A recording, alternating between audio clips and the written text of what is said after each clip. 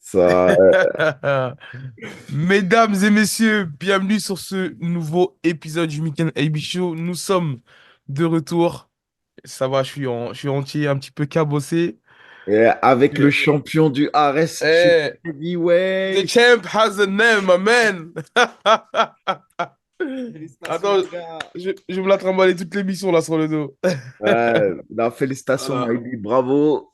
Voilà, je Ah, pense merci, que mon...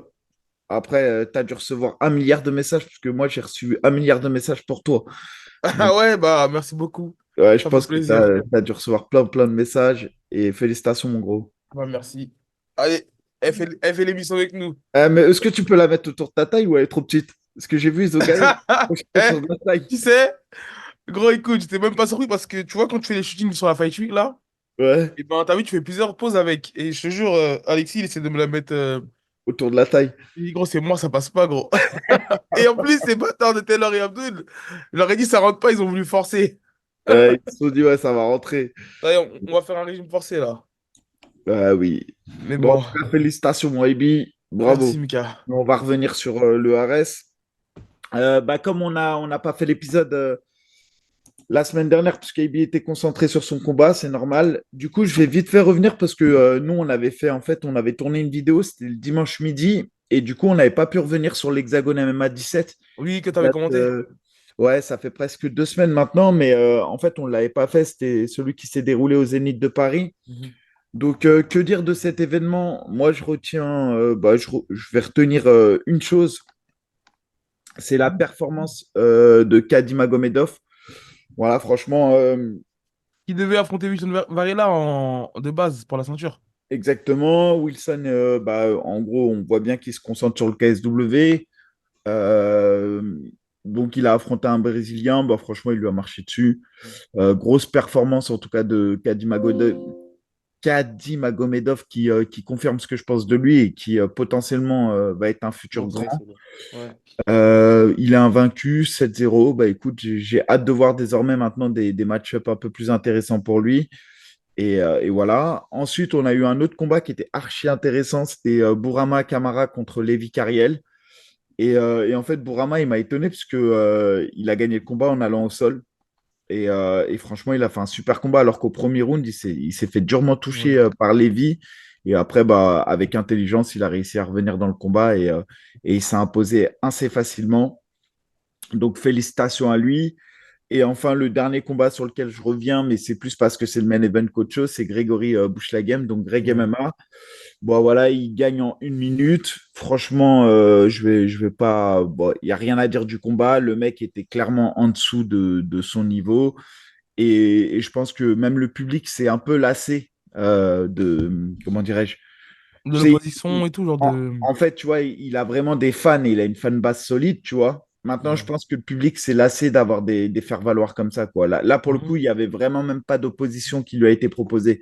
Donc, Ok. soit, entre guillemets, c'est lui qui est vraiment archi fort, soit c'est les gars qu'on lui donne qui sont nuls. Et malheureusement, entre guillemets, tu vois, aujourd'hui, le combat, je pense que tout le monde a été un peu déçu Mhm. du combat. Et soit aujourd'hui, il prend quelqu'un, bah, pourquoi pas un Prince Aounala, etc., quelqu'un qui veut vraiment combattre, soit ce type d'opposition n'apporte rien, en fait. Bah, Bon, après, je Mika. pense qu'il en a conscience en lui-même, hein. Il Et l'a bien dit. sûr, mais en fait, j'ai envie de dire au public, qu'attendez-vous d'un gars qui a maintenant 46 ans et qui est à la retraite depuis plus de 10 ans et qui est plus connu aujourd'hui pour être youtubeur que d'avoir une grande carrière MMA. Donc en réalité, moi, je me suis jamais attardé sur son cas pour critiquer autre parce qu'en fait, là, j'ai l'impression qu'aujourd'hui que le statut de Greg en fait à l'Hexagone, bah, il est juste fait pour, en fait, bah, pour, comment dire, pour faire pour être en tête d'affiche en fait et non pour performer ou autre. Donc j'ai envie de dire pour moi actuellement c'est même dur de lui mettre ça au Nala, sachant que là Greg bah, ses ambitions c'est pas de performer, je pense que c'est juste de prendre bah forcément tu as l'aspect financier qui rentre en jeu, mais tu as aussi l'aspect un petit peu chaud qui fait que bah vu qu'il a une grosse communauté, ça vend bien. Donc je pense que l'Hexagone ils ont aucun intérêt aujourd'hui de le mettre face à Prince Aounala, mais même par rapport à Greg. Bon, après, on sait pas, parce que moi, personnellement, il m'a l'air d'être en très bonne forme physique. Mais bon, il est plutôt jeune. Je pense qu'il combat pour le fun. Non, Après, c'est vrai que les mais oppositions qu'ils lui mettent, bon, après, on n'est pas surpris, hein. Mais Bah après, tu vois, c'est toujours pareil. Tu vois, si tu décides de combattre, soit tu dis que tu combats pour la performance, soit dès le départ, tu dis que tu combats pas pour la performance. Maintenant, ça reste lui qui est en main event. Derrière, tu as des mecs comme Kadimagomedov qui font oui. la ceinture, qui sont en main event. Bah, c'est toujours pareil. Moi, j'aurais tendance à privilégier la performance sportive au côté show. Et après, je pense que même lui, il a envie d'avoir un vrai défi. Tu vois, est-ce que Ibra, c'est vraiment le défi qu'il veut? Est-ce qu'on n'a pas plus intérêt à le voir contre eux? Je vois Losco, il n'arrête pas de le demander. Losco, Attends, tu parles de Damien. ouais. Oh, oui, oui, oui, ça j'ai suivi. Et tu vois, il a pas tort non plus. Losco, il a quel âge? Il a 36 ans, tu vois, il n'est pas tout Ouais, jeune non plus, quoi. Il a mon âge. Donc, ouais. ouais, je pense qu'il y a des combats à faire. Et en tout cas, on attend aujourd'hui un vrai level supplémentaire.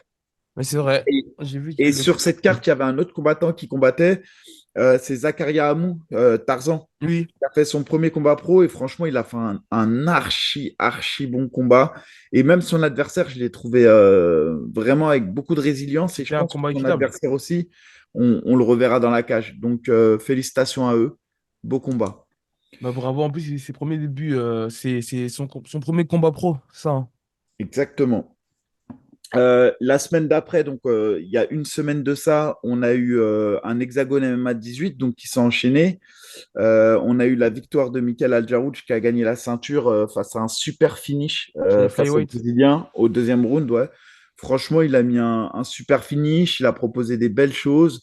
Il prouve en tout cas qu'il fait partie des.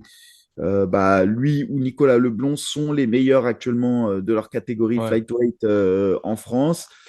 Et pour moi, potentiellement très difficile à départager entre les deux. Voilà, il y en a un qui performe au Cage Warrior, qui est une organisation top européenne. Il y en a un autre qui performe en France dans une organisation qui fait partie des meilleures organisations françaises. Donc, pourquoi pas un duel entre les deux. Et le mieux, ça serait que tous les deux bah, aient un ticket d'entrée à l'UFC et nous fassent un combat en prélim. Pourquoi pas? Je leur souhaite. Franchement, je ouais. leur souhaite. Et j'ai trouvé qu'il avait fait une belle performance. Ensuite, sur la carte de l'Hexagone, franchement, aucun combat n'a retenu mon attention, pour être honnête. Sur cette carte-là, c'est un peu dur, mais il n'y a pas un combat sur lequel je dis, ah ouais, franchement, Mhm. lourd, tu vois. Vraiment. Non, il n'y a que, y a que le combat de Michael Aljarouj qui est ressorti, quoi. Ouais, clairement, le main event était assez décevant. Euh, si, après, il y a eu un Sénégalais qui a combattu, il s'appelle Adama Diop. Oui. Mahama, un bœuf. Ouais. Franchement, j'aimerais pas l'affronter, ce gars-là. Sérieux? Ah, il a mis la main sur le français, il l'a terminé. Et Ah, franchement, mais. l'autre, c'est Ouais. une force physique, mais incroyable, je te jure, Un lutteur incroyable. sénégalais. Ouais, ouais, ouais, il l'a Mais gros. attrapé, mais il l'a exterminé. Bah, gros, je te jure que jusqu'à présent, le mec qui m'a le plus surpris, c'est un Ouais, lutteur c'était au sénégalais. Ares. Non, mais avec qui j'ai tourné, il Ah s'appelait. ouais. Ah, j'ai oublié. Mais ouais, c'était un lutteur qui était passé au Factory avec qui j'avais tourné, gros. La patate qu'il avait. Ouah, c'est chaud. Ah, c'est chaud. En tout Donc, cas, solide. Le gars était solide et je peux te dire que le français, il a passé un sale quart d'heure. Mais voilà. Grosso modo, ensuite, le même soir, on avait le KSW 95.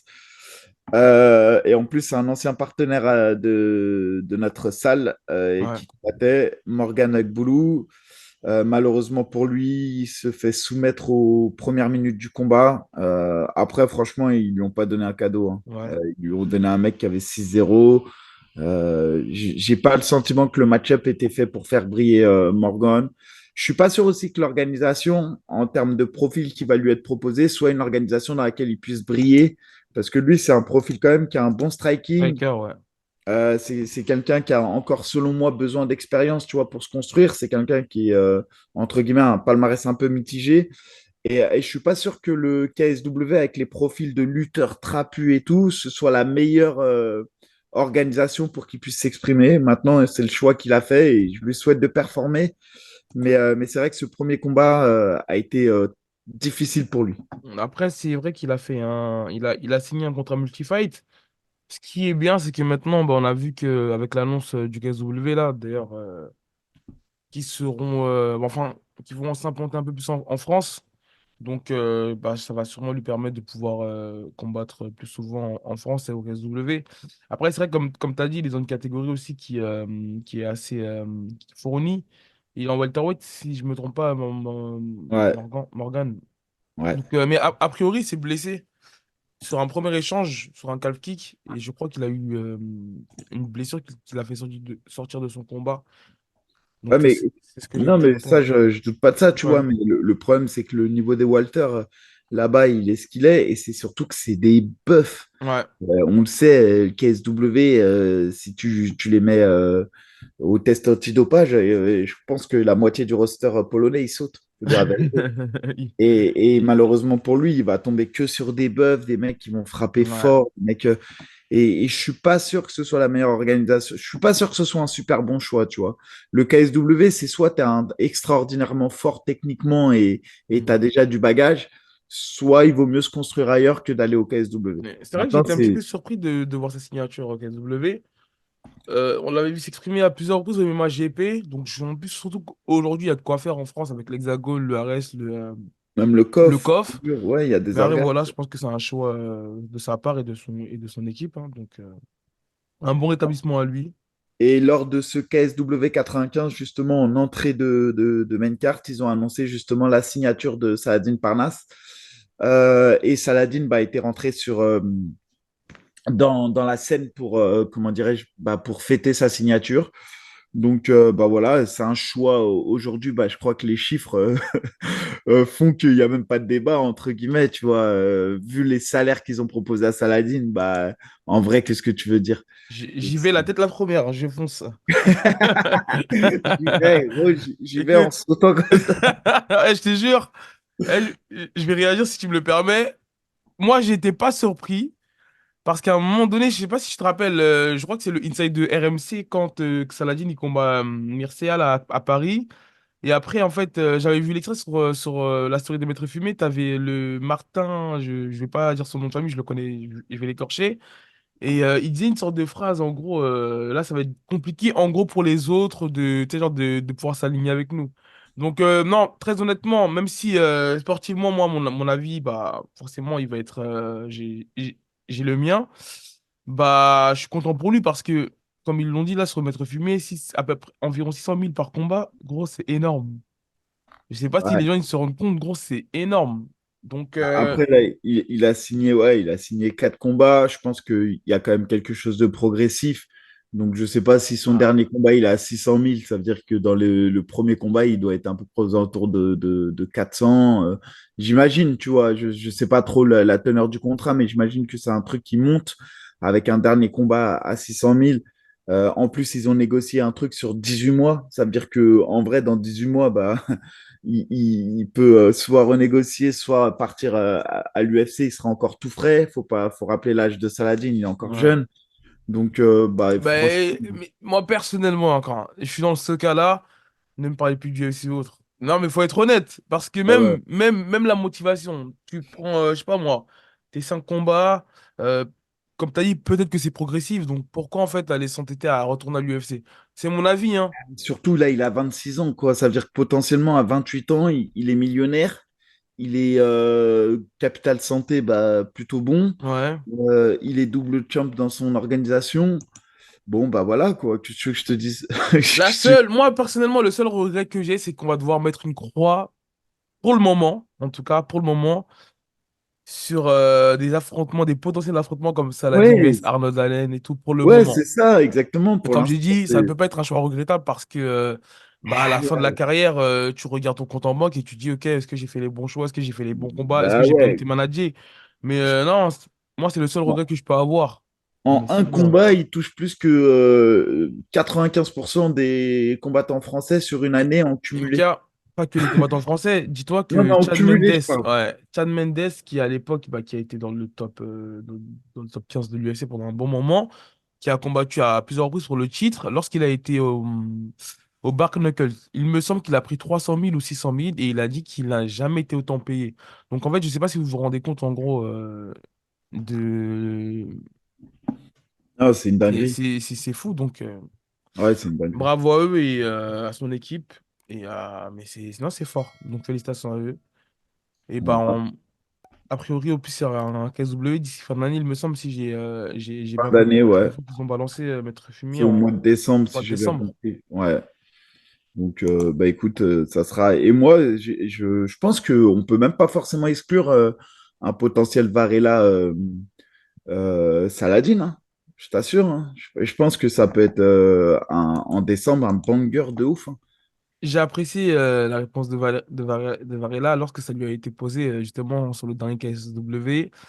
Il a dit que lui, il était prêt à affronter tout le monde. J'ai pas envie de remixer, j'ai pas les... Non, non, mais il l'a dit à deux reprises. Voilà, bah tu Ah, vois, donc ça fait 2 fois qu'il dit s'il faut aller chercher la ceinture, peu importe qui est champion, j'y vais. exactement, voilà. Et, Donc euh, et j'ai apprécié ce... je pense que autant c'est des sparring qui mettent les gants, ils s'apprécient et tout. Mais voilà, je pense que Saladin, dans sa tête, lui, tu lui mets n'importe qui. S'il veut l'affronter dans sa tête, ça veut dire bah, le mec veut prendre sa ceinture. Je pense que Varela, c'est un compétiteur dans le même mood. Ils ont mis les gants. Il y en a un de Paris, un de Marseille. C'est pas des partenaires d'entraînement, mais ils ont déjà mis les gants Bien ensemble. sûr. Mais clairement, j'ai le sentiment que s'ils doivent s'affronter, ils s'affrontent. Il n'y a pas de souci. Saladin, il a fait une interview. Bon, après, c'est plus en rigolant qu'autre chose. Mais on lui a dit, ouais, si tu dois affronter ton frère, tu l'affrontes. Après, Saladin, il a dit, bah, en gros, si mon frère, il veut m'affronter, ça veut dire qu'il est prêt à en découdre. Bah, en gros, il a dit, je l'affronte. Donc, non, je pense que sur ça, clairement, c'est une opposition qu'on pourra avoir. Et j'exclus pas qu'au mois de décembre, le KSW organise ça. Et je pense que c'est peut-être même stratégiquement le meilleur moyen pour qu'on ait genre pour qu'on remplisse une grosse salle. Tu vois, on adore les oppositions Ouais. françaises. En tout cas, moi perso, je suis fan à mort des oppositions. Ah, on signe pour ça? Voilà. Et en tout cas, bah voilà. Donc pourquoi pas et hâte de voir la suite en tout cas pour eux. Effectivement. Ensuite, la semaine dernière, bah incroyable UFC. Avec pour main event Canonier Imavov, mais avant ça, on avait évidemment, comment dirais-je, Le retour de Taylor Lapus le retour de contre Taylor, voilà ce qu'on Eastman. attendait. J'ai pas envie de dire que Taylor il avait été décevant contre Bacharat parce que Bacharat est très fort. Encore une fois, je pense que les gens sous-estiment le niveau de Bacharat, mais c'est vrai qu'on s'attendait à un Taylor 2.0. Il n'avait pas exprimé son potentiel ce jour-là. Il Ouais, n'avait on pas réussi n'avait à pas exprimer. eu, c'est ça, on n'avait pas eu ce Taylor-là. Et là, contre Staman, bah voilà, on a vu un Taylor intraitable. On a vu un Taylor même, j'ai trouvé, quand il est rentré dans la cage avec plus de détermination, le Sur le regard visage, noir. ouais. Et moi, ce que j'ai kiffé, c'est sa manière de boxer en combinaison. Il prenait les angles morts, il finissait avec les jambes. Voilà, là, on avait un Taylor, pour Bah, moi, imprenable et pour moi qui dirige tout droit. Ce Taylor-là, là, pour moi, il a sa place dans le top 15. bah, c'est ça, je te rejoins, Mika. Et surtout, le troisième round, en fait, j'ai apprécié parce qu'en fait, il y a eu une résilience de sa part. Il se fait emmener au sol. Il reste à peu près. Et je pense que ce round-là, il était aussi décisif.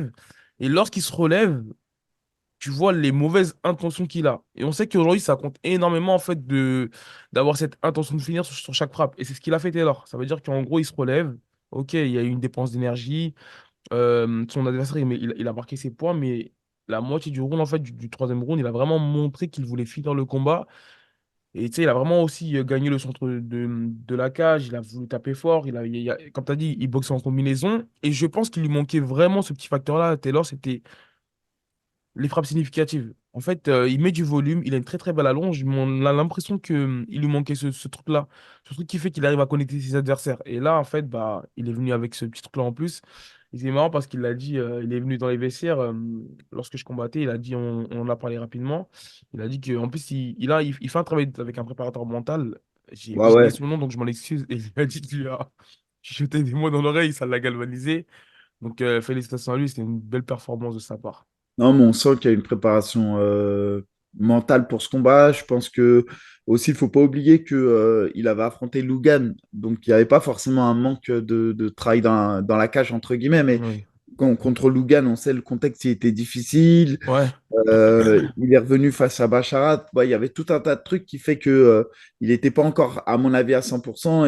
Et peut-être que la défaite va faire qu'aujourd'hui, il va exploser. En tout cas, je le souhaite. Et ça m'a fait plaisir de le revoir à ce niveau-là.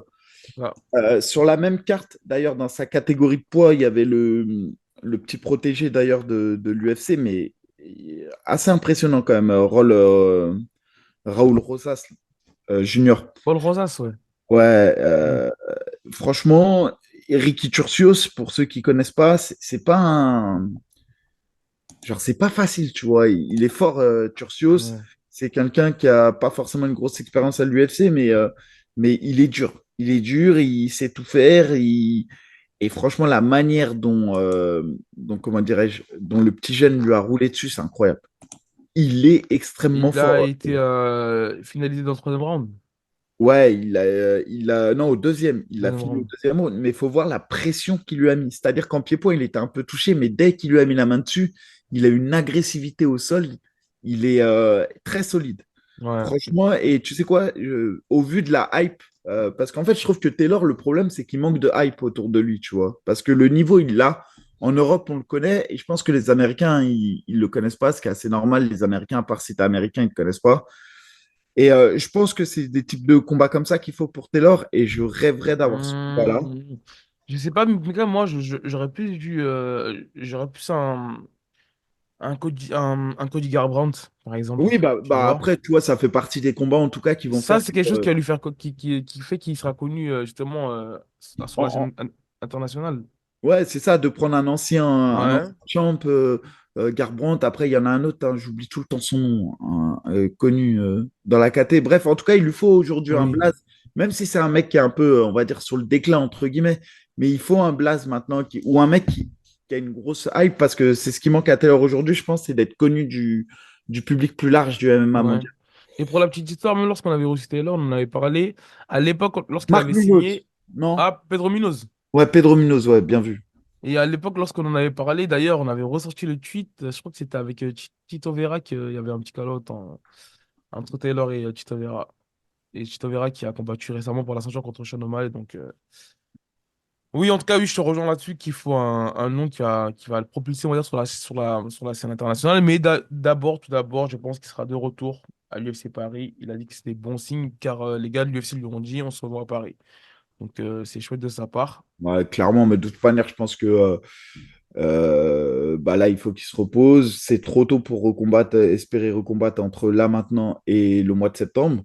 Donc, je pense qu'il se préserve pour combattre en septembre à Paris, quoi. Enfin, Après, il y a pas de... l'avantage, c'est que cette fois-ci, c'est fin septembre, le 28 septembre. Donc, Ouais, non, mais c'est bien. Mais ce que je veux bien dire, sûr. c'est que là, pour moi, ici, il combat en juillet ou en août, il prend trop de risques pour Bien Paris. sûr, bien sûr. Donc, vaut mieux pas. Et c'est une bonne chose, en tout cas, de le voir sur la carte à Paris. Ensuite, sur la même carte, on avait Ludovic Klein. Souvent, je vous parle de lui qui affrontait Thiago Moïse. Ouais. Ludovic Klein, incroyable en fait. Aujourd'hui, maintenant, il commence à être pour moi au port du top 15, un peu comme un Faresiam. Il a 6-2-1 à l'UFC. Il a affronté Thiago Moïse. Donc, Thiago Moïse, pour ceux qui se souviennent, c'est celui qui avait affronté BSD à Bercy 2. Ouais. Thiago Moises. Thiago Moïse, ouais. Et Thiago Moïse qui a pris 2 dons dans le combat, qui s'est fait ultra dominer. Ludovic Klein qui a géré son combat d'une main de maître. Et comme c'est je pense que c'est un Slovaque, je sais pas si c'est un Slovaque ou j'ai pas envie, ou un Serbe, je pas envie de dire, c'est un Slovaque, ouais, c'est un Slovaque. Euh, Comme c'est un Européen, 70 kilos, bah, franchement, pareil, je rêve d'une opposition Ludovic Klein contre Fares Ziam. Je pense que c'est un profil pour Fares qui est bon, parce que Fares en pied-point, je crois qu'on l'oublie, mais c'est un Du sniper. très niveau, ouais. Quand on voit ce qu'il avait fait à l'anglais chez lui, Jay Herbert. ouais, exactement. Et en fait, j'ai l'impression qu'il est un peu sous-coté aussi, Fares, malheureusement. Et voilà, je pense que c'est les combats qu'il lui faut pour qu'il s'exprime pleinement. Ouais. Donc, ouais, le combat je kifferais voir ce combat à Bercy. C'est fort Ensuite, probable en tout cas. sur la même carte en Common Event, on avait Reyes qui signe son retour gagnant face à Jacobi.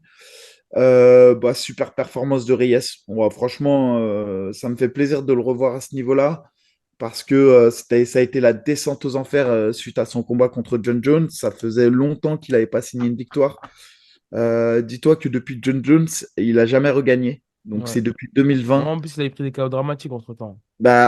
Contre Blakovic, ensuite il a eu Prochaska et contre Ryan Sparv, Ouais. à chaque fois il a perdu sur, comme tu l'as dit, 3 KO suite au combat de John Jones.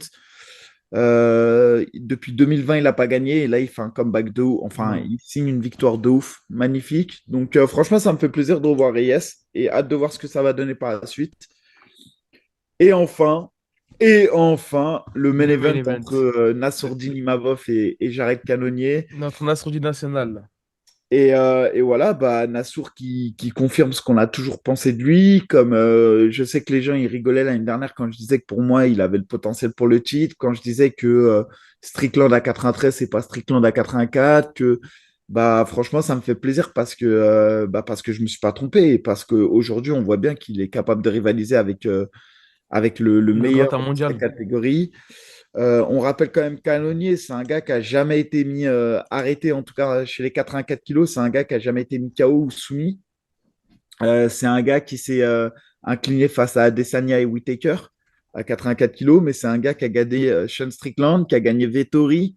Donc je sais pas si les gens ils arrivent à capter de qui on parle, mais c'est un gars qui a battu Et, Anderson Silva, Jack Hermanson, Gastelum, Derek Brunson. et C'est c'est du lourd, quoi. et c'est pour ça que lors de la preview, j'ai incité lorsque je dis c'est vraiment pour moi un combat qui va faire propulser en fait Nasruddin dans le haut niveau, même sur la stratégie de combat, sur le déroulé du combat. Et les gars, c'est un gars quand même qui vient de trois catégories au-dessus et qui, malgré sa descente de sa perte de poids, il a toujours su infliger des gros KO. Donc c'est un puncher. En plus, c'était pas un combat facile. C'était et vraiment ce combat-là, même en termes d'expérience, c'est le combat en fait qui a confirmé Nasruddin en fait dans le plus haut niveau en fait tout simplement parce que le premier round il est pas facile, le deuxième round il est pas facile. Et je crois que c'est vers le troisième round qu'il commence à revenir. Si on doit reparler du combat, Mika, Nassour, il me semble que c'est dans le troisième round qu'il commence à revenir. J'ai plus tout le déroulé en tête parce que c'était il y a déjà même temps une semaine et tout. Mais en gros, dès le départ, tu vois que c'est un combat sur lequel il va falloir en gros s'approcher, être stratégique. Parce que tu vois qu'en termes d'explosivité, je pensais qu'il allait être vraiment au-dessus de Nassourdine, mais c'était quand même équitable. En termes de punch, bah forcément, Calogny était dessus. Et tu vois qu'il va même chercher des points sur la lutte dans le premier round. En Donc fait, peut-être. ouais. Non, vas-y, vas-y. Vas-y, fini. Non, non, fini.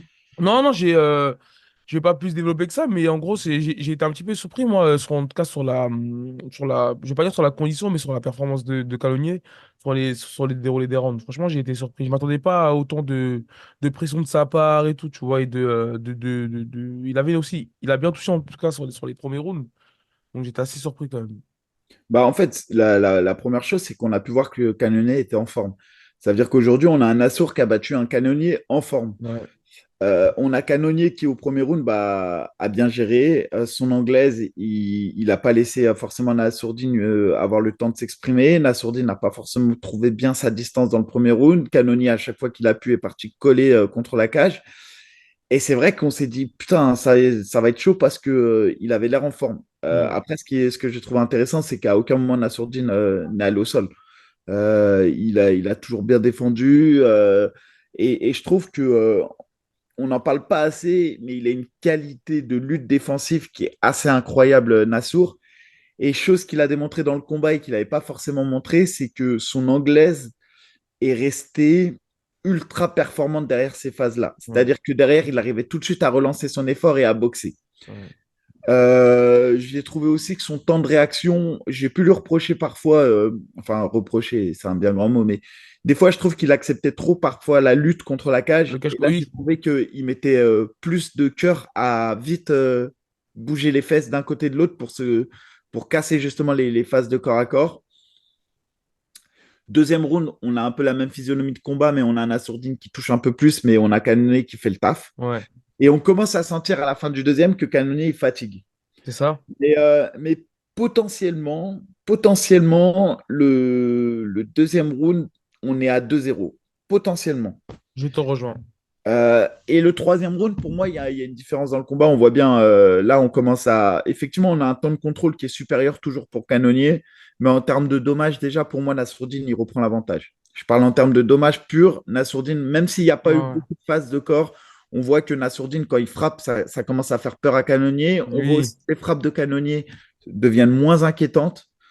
Et on commence à sentir de l'énergie de Canonnier baisser. Et là, ce round-là, moi, je le score à Nassour. Maintenant, ça Ouais. reste le round 1, 2, 3 reste serré. Bien Le sûr. 1 est plus, pour moi, c'est vrai que Canonnier prend Ouais, l'avantage, ça penche en la faveur de Canonnier, le 1 et le mais 2. le 2 et le 3 sont de toute manière très serrés. Et c'est vrai que j'aurais tendance à donner le 2 à Canonnier et le 3 à Nassour. Bon, après, c'est peu importe. Et là, au quatrième round, bah voilà, on a ce que Nassour fait de mieux. Il snipe, il revient avec des mauvaises intentions, il revient très vite dans le round bah, méchant. Et je sais que ça a fait un peu polémique, hein, le fait d'arrêter ou pas le combat. La réalité, c'est que je pense qu'il était cuit canonnier. Maintenant, je trouve que l'intervention de l'arbitre, c'est dommage parce que, en fait, ça gâche un peu la performance de Nassour. C'est-à-dire que je pense que le premier déçu, c'est Nassourdine, au final. Parce que lui, il aurait préféré que le KO il soit net, au final, tu vois. Forcément, forcément. Et en fait, c'est décevant que les gens, ils se servent de ça pour instrumentaliser la. Mais gars, tu le sais mieux que moi, hein. En plus, sur le coup, c'est vrai qu'il y a une vague d'indignation de plein de combattants sur Twitter, mais regarde, la réalité, c'est que sur le coup, on en parlait. Ça parlait même peut-être une. Enfin, je crois qu'il a été.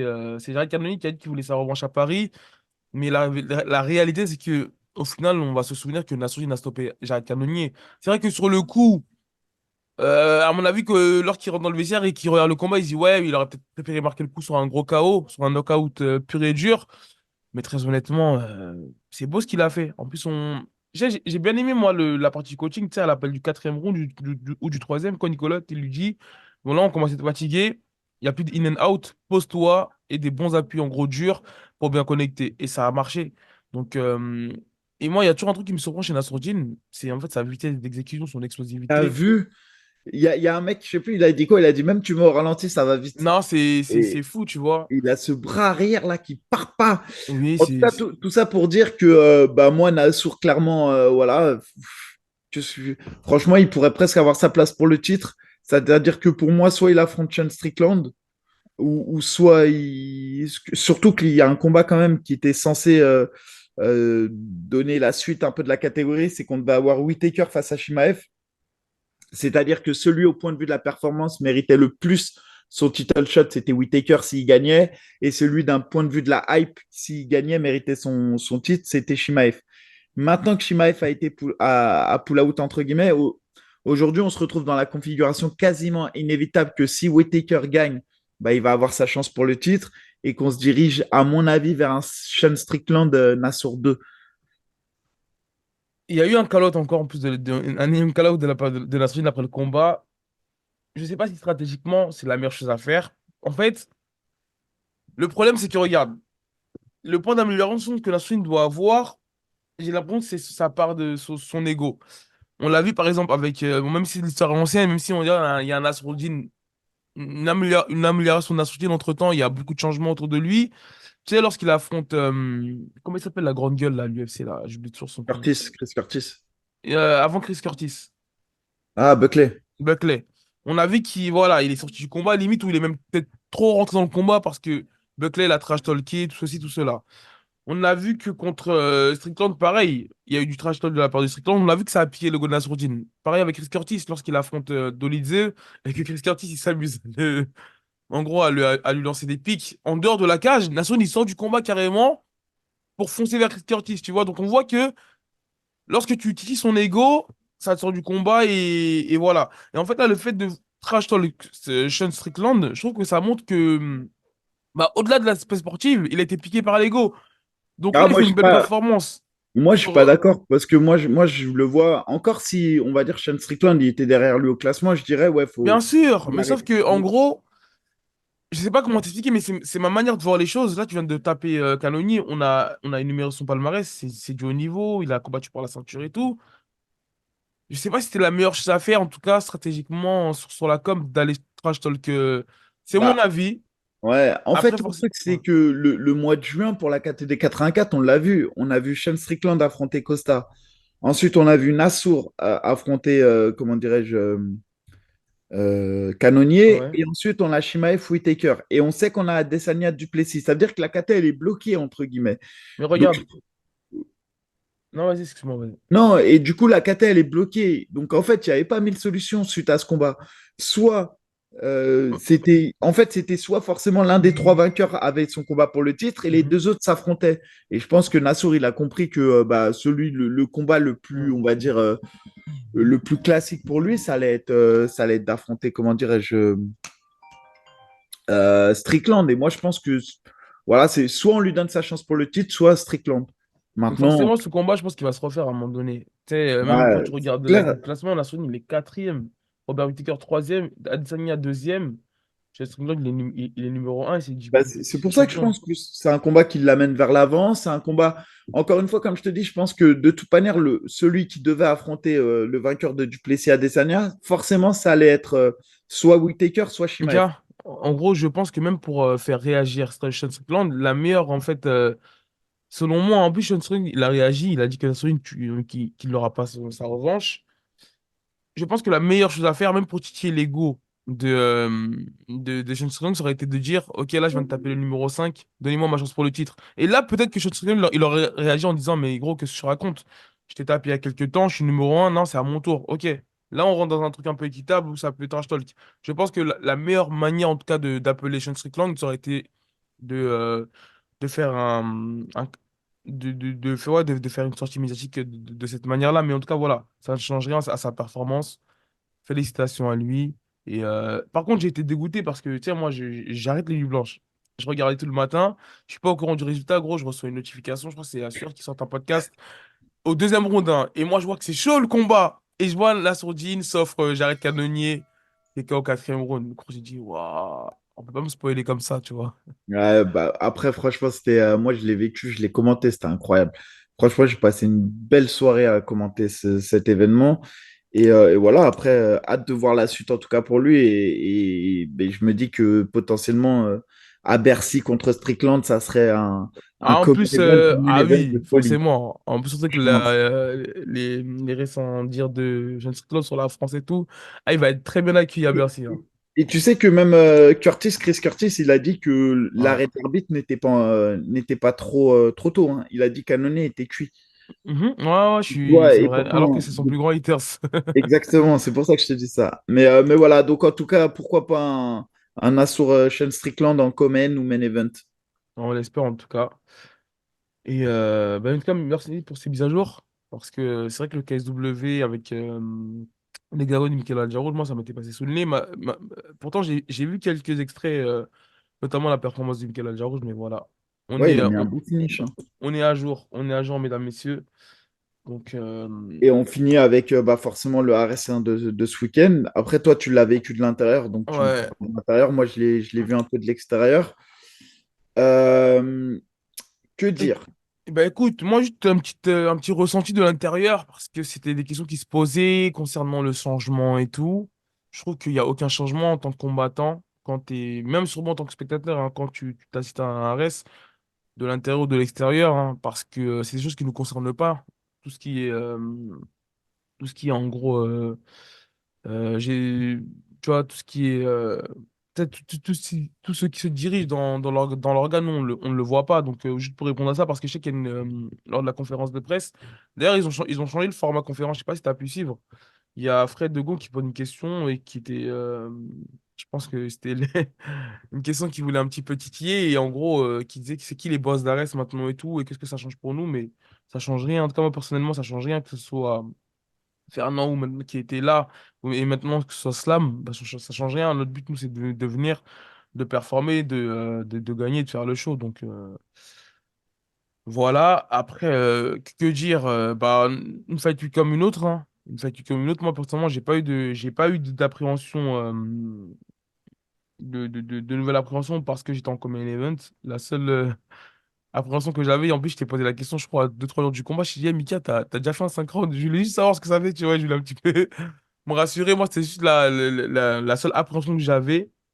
Mais sinon, non, Dieu merci, ça s'est super bien passé. En plus, j'ai pas de bobo, j'ai un petit œuf. Mais bon, ça va passer. Et voilà, content d'avoir fait 5 rounds, même si j'aurais préféré finir au premier round, mais j'étais pas mécontent d'avoir pu aller à la décision. C'est une grosse expérience, dans ma carrière. Et elle rentre à la maison, Mika. Je te rapporterai tout à l'heure. Merci, mon gars. Mais gros, j'aimerais juste te remercier parce qu'il faut pas que j'oublie. Tu sais, en fait, j'ai eu une petite dinguerie.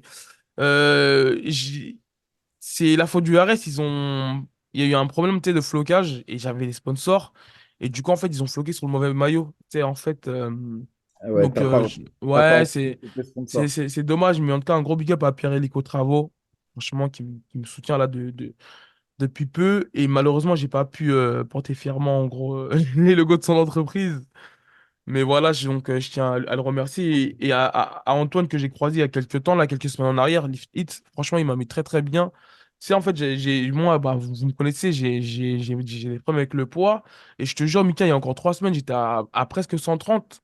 Et tu sais, je te jure, écoute, hein, à un moment donné, je me suis dit, mais gros, tu peux pas cutter. Et tu sais, j'avais des ondes négatives qui venaient. Je me suis dit, mais attends, t'imagines là, tu rates le poids et genre, tu peux pas faire la ceinture.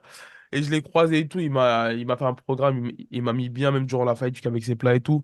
Donc, merci à lui. Un remerciement aussi au MMA Factory, au Management Factory. Parce que je vous jure qu'il y a des images qui vont sortir. Il y a un gars qui m'a suivi et vraiment l'overrun qui passe en début de round. On avait beaucoup bossé avec Fernand, avec Ibra et tout, à la patte d'ours. Donc, merci à tous ceux et à mes sparring partenaires, à Xavier, Marvin et tout, qui m'ont aidé. Alan, parce que je pense que c'est important, tu sais, le sort du combat, le combattant, il est mis sous la lumière, mais c'est un travail d'équipe qu'il y a derrière. Et voilà, j'ai rien d'autre à ajouter, il me semble. Et merci quand même aussi à Sofiane, parce que je suis sûr qu'il est très résistant. Il n'a pas pris de quiche dans sa carrière. Et voilà, content d'avoir croisé son chemin. Et Et juste parce que j'ai eu beaucoup de questions, après je leur ai répondu, parce que je pense que c'est pour ça.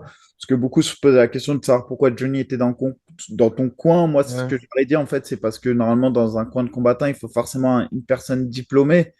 Et donc, je pense que c'est pour ça qu'il était Ouais, là. c'est ça. Mais le mieux, c'est que je te laisse répondre. Et parce que tout le monde me disait, mais dans ce cas-là, pourquoi il n'y a personne de Factory diplômé qui est venu?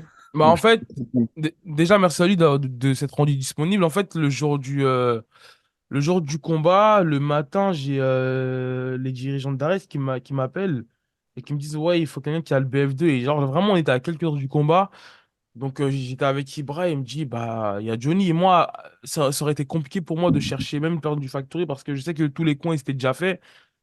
Et que voilà, j'avais vraiment pas la tête à savoir qui allait être là ou appeler quelqu'un du factory pour dire ouais, il y a un petit problème et tout. Ouais, en fait, il faut avoir le BF2 pour pouvoir rentrer dans la cage. Sauf que ce soit Ibra ou moi, on n'est pas en possession du BF2. Donc en fait, Ibra là qui était dans mon coin ne pouvait pas rentrer dans la cage. Donc Johnny qui était sur place, qui a aussi coaché, je crois, Amin Ayoub, il est venu et c'est lui qui a pu en fait rentrer dans mon corner et faire le coin avec mon préparateur physique qui était là aussi, Julien. Donc, merci à lui et voilà. Donc, non, sinon, je suis toujours au MMA Factory. ok. Bon, voilà, comme ça, tu as répondu à la polémique. Moi, je vais revenir sur les combats parce que je les ai vécus. Le premier combat qui m'a marqué dans la soirée, c'est Jackie Jeanne, la performance qu'il a fait contre Bison, Ouais. Salem El Ouassadi. Rien à dire, hein. Franchement, Jackie Jeanne, il frappe fort. Il frappe fort. Il s'est fait emmener au sol, il est remonté, il a sanctionné Bison. Il n'y a rien à dire. Franchement, en plus, Bison, c'est quelqu'un que j'apprécie. C'est quelqu'un de la team Aoudina, mais pour le coup, il y a une trop grosse différence je dirais presque physiquement, en fait, Jackie Chan, c'était un monstre. En plus, il C'était un combattait pas catchweight, dans Mika. karaté. Hein? C'était un catchweight. En gros, Ouais, en Jackie plus, Chan, c'est il Jackie combattait en Chan. mode 93. Exactement. Jackie Chan, normalement, il monte à 93. Là, il combattait à moins de 100 kilos. Ouais, il était à 97 kilos. Ouais, enfin, je sais pas. Et c'est lui qui donnait le sentiment d'être plus puissant que son adversaire. Et on l'a vu dans les coups qu'il donnait, tu vois. Ouais, Il était là pour en découdre. En tout cas, ouais, félicitations à clairement. lui. Vraiment félicitations à lui. J'ai trouvé une belle performance et j'ai pas compris pourquoi il était si tôt dans la carte. Mais bon, ça doit être un choix de construction de carte. J'ai pas compris, mais je pense qu'il aurait mérité Main d'être un peu carte. plus haut sur la carte. Ouais, parfois la main carte, tout le monde avait sa place dans la main carte, mais peut-être un peu plus haut dans la prélim. Derrière, il y a eu l'autre combat qui m'a marqué, c'est Zebo contre Titalchai. Ouais. Déçu. Déçu. En fait, d'un côté, agréablement surpris, parce que j'ai trouvé qu'il y avait une résistance à Zebo que j'attendais pas de la part de Titalchai. Après, déçu, parce qu'on a clairement vu au troisième round que Titalchai n'avait pas la condition physique pour aller au bout du truc. Déçu aussi parce que d'un arrêt à l'autre, je vois pas de grosse amélioration sur le striking de Zebo. Et là, on a senti un Zebo aussi peut-être parce que ce qui m'a étonné, c'est que j'aurais pu comprendre cette performance de Zebo après le combat contre Doumbé, mais depuis, il a recombattu, il a gagné. Donc, Mhm. normalement, Ouais, on doit avoir un Zebo qui est full confiance. En plus, le Ares, c'est un peu sa seconde maison. ouais, ouais. Puis, Zebo, je crois que c'est l'un des gars qui a le plus combattu au Ares et qui a le plus gagné au Ares. Ouais. Il est invaincu au Ares, il a 5 combats au Ares, 5 victoires. Donc, c'est un peu sa seconde maison, le Ares. Et donc, Ouais. ouais, dis-moi. Non, non, en fait, j'ai pas pu voir le combat parce que dans le vestiaire, il n'y avait pas de, Bah, de moi, sur, retransmission. Ouais. sur papier, je vois un Zebo qui est largement au-dessus de Tital Chai. Ouais. Tital Chai, pour moi, c'est plus un 70 kilos en plus qu'un 77. Et aujourd'hui, Tital Chai, c'est quand même quelqu'un qui a un palmarès de 3-3, quoi. Donc, c'était pour moi pas quelqu'un qui. Tu sais, pour moi, c'est dommage aussi de prendre des risques. Contre Doumbé, c'est un short notice, c'est une opportunité, donc il monte de catégorie. Dis-toi que la veille, tu sais, on était dans l'hôtel. Jordan, Jordan, par contre, je te jure, je suis choqué des rebonds qu'il fait. C'est un gros cutter. Vraiment, je crois que la veille de la pesée, mais vraiment, genre tard le soir, il lui reste, je crois, quasiment 8 kilos à perdre, tu vois. Mais genre, il est à l'aise avec ça, hein. Il est vraiment à l'aise avec ça. Et à ce moment-là, il y a Tital Cheikh qui vient se peser et lui, il lui restait juste 1 kilo. Et à ce moment-là, il était peut-être 23 h minuit. La pesée, c'était genre à 9 h le lendemain. Et Jordan, il fait une photo. Genre, quelques heures après, elle a pesé et tout, il est à 88 kilos, Mika, genre le jour du combat. Ouais, ouais. Ou même, ouais, quelques heures avant. Donc, en gros, c'est pour dire que je pense qu'à un moment donné, bah, malheureusement, il prend une défaite qu'il aurait pu éviter s'il ne l'avait pas. Bon, après, c'était sûrement une opportunité pour lui de rentrer à Arès et tout. Mais je trouve ça dommage, en fait, de prendre des risques et tu sais, d'aller, en gros, combattre contre des gars qui sont vraiment dans leur catégorie naturelle. Surtout quand tu as déjà eu cette première expérience face à Doumbé. Bon, même si, comme j'ai dit, c'était un contexte particulier. Mais voilà, parce qu'il a un bon niveau, comme tu sais, il en empêche, hein, tu sais. C'est... Mais il est pas mauvais. Après, quand tu regardes son palmarès sur ses 4 dernières sorties, bah, c'est 3 défaites quand même, Mm. tu vois. C'est la dernière victoire qu'il enregistre, c'est un mec qui est dans le négatif. Donc, tu vois, J'avais faut pas suivi relativiser. tout ça. Ouais, tu vois, par exemple, Oudina, quand il a vu ça, il m'a dit, j'affronte les deux, tu vois. Et en fait, il comprend pas. Non, mais c'est vrai, il me dit, Ouais, ouais, moi, je kifferais que le Ares me donne ma chance. Genre, il prendrait Zebo ou il prendrait Chitalchai. Et je pense je le comprends 1000 fois, tu vois. bien sûr. Il m'a dit, je prends les deux, même le même soir, tu vois. Ah, bah voilà, l'appel il est passé. Ojina vs, c'est beau. Ojita El Shahi. Bah, non, mais t'as compris. Ouais, bien Et, sûr. euh, et, et en tout cas, bon, bah voilà. Et en tout cas, c'est vrai que le Zebo que j'ai pu voir contre Sardi m'impressionnait beaucoup plus que le Zebo que j'ai pu voir contre Chitalchai, pour être honnête. Vraiment. Ouais. Bah écoute, en tout cas, ça lui fait quoi? Ça lui fait un palmarès de. C'est ça, hein. Ouais. Je te dis, au Ares, je pense que c'est l'un des mecs qui a le plus gagné au Ares, hein. Ouais, Je crois qu'il n'y a que Abdul qui a fait 5-0 aussi. Après, ils n'ont pas affronté les mêmes mecs, hein. Je bien vais pas faire sûr, le même bien plan, mais. sûr. Par contre, je sais pas ce que toi t'en as pensé, mais la Lidas Arena de l'intérieur, c'est un stadium de ouf. Alors Franchement, justement, ça, je voulais y venir après sur la ouais. logistique. Vas-y, je te laisse Ensuite, poursuivre. celui qui a fait le show, bah, Abirora, franchement, que dire? Franchement, voilà, je pense qu'il a un vrai niveau. Euh, il a, entre guillemets, un massacré, c'est pas, peut-être pas le bon mot, mais il a outstriké son Ah, il l'a puni, adversaire. ouais. Il l'a touché au corps, il l'a finalisé. Bah, en plus, il a fait le show dans la cage et en dehors de la cage. Son discours de fin, j'ai apprécié. Ouais, franchement, c'est un gars qu'il faut suivre. Je pense que vraiment, il a un bel avenir devant lui. Après, il a un personnage. Tu vois comment il s'habille et tout. Franchement, il a un truc. Il a du style. Non, c'est vraiment, Ouais, il a du il, style. il a C'est du en plus. style. Et c'est pas comme s'il joue un personnage. Tu sens que, tu vois, il est comme ça, tu Mais vois. je te jure, il a ce truc-là taquin, en fait. André, il peut pas s'en empêcher, tu sais, de trash talk. Et un gros point qui marque, c'est son anglais. C'est vrai qu'il passe du français à l'anglais. Il est très, très à l'aise. Et même la manière dont il trash talk. Tu sais, par exemple, je te prends un exemple. Quand tu as l'UFC qui essaie de mettre tu sais, en scène le fait que Cyril et Ngannou se croisent, tu sais, dans, Ouais, dans les ouais, ouais, couloirs. ouais. Tu sais, ils sont là, ils sortent leur caméra. Et en fait, ça, en fait, André, il sait jouer le jeu, Patrick. Ça veut dire que dès qu'il y aura des croisements, tu sais, il va lancer un pic à son adversaire. Tu sais, il y aura un petit peu de trash talk parce que même lorsqu'il était au PFL, il gagne le combat et après, il y a le partenaire d'entraînement du gars qu'il vient de battre Patrick, et tu vois qu'il y a une petite embrouille. Et à ce moment-là, bah, t'as le PFL qui sort les caméras. Donc il a ce truc-là, il sait jouer malgré qu'il ait une jeune carrière. Là, il est quoi? Il a 3-0 en pro maintenant. Enfin, il a un passif en amateur, mais c'est ses débuts pro. Mais il a ce truc-là. Il a ce truc-là qui fait qu'il arrive à vendre, voilà. Mais c'est bien. Ensuite, on avait forcément un combat attendu aussi, c'était Amin Ayoub contre Oudela 2. Ouais. Amin Ayoub, comme il le dit, libérable après un an, après un an où il n'a pas combattu. Franchement, il a fait le taf, hein, Amin. Ouais. Il a fait le taf, il a gagné le combat avec la manière, surtout en troisième round. On Mhm. voyait bien qu'il manquait de round au premier et deuxième round. On a bien vu Ouais. il avait du mal à retrouver du temps de cage et tout, alors qu'on avait un Oudela, lui, qui avait combattu il n'y a pas si longtemps que ça.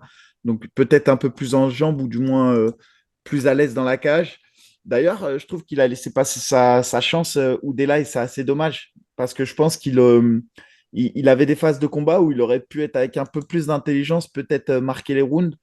Et au final, il s'est peut-être précipité sur des soumissions ou des tentatives Ouais. de finalisation qui n'étaient pas assez construites pour aller au bout. Et après, Amin Ayoub a déroulé au fur et à mesure. Et ce qui est marrant, c'est que la physionomie de combat, elle a changé. Lors de la première opposition, c'était Amin qui avait commencé très fort et Oudela qui avait fini plutôt bien le combat. Ouais. Et là, c'était l'inverse. Oudela qui a plutôt bien commencé le combat et Amin qui a fini trop, trop fort pour lui. Pour moi, le dernier round, tu le scores 18, facile. Mais en tout À ce cas, moment-là, carrément. ah ouais, je pense que Ok. Amin, au Ah, dernier round, c'est un 18. faudrait que je le regarde alors le Ouais, combat. franchement, il y a eu trop d'échanges, vraiment beaucoup de dommages. Et...